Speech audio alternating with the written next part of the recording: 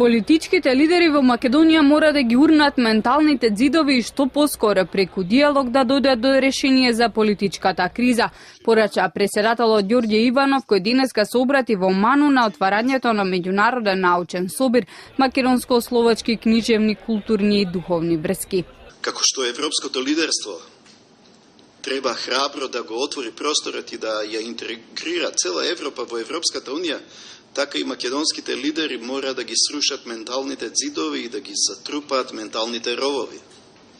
Во вакви сложени услови, лидерите на политичките партии во Република Македонија мора што поскоро преку диалог да дојдат до решение со кое ќе се надмине оваа политичка криза.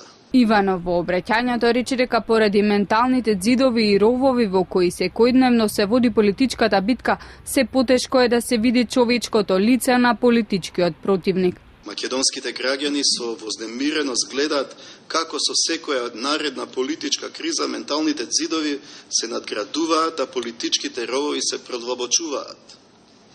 А од високите ѕидови и од длабоките ровови се потешко е да се види човечкото лице на политичкиот противник. Повикот на Иванов доаѓа во пресрет на новата средба на лидерите која ќе се одржи утре во клубот на пратеници во нов обид да се најде решение за политичката криза.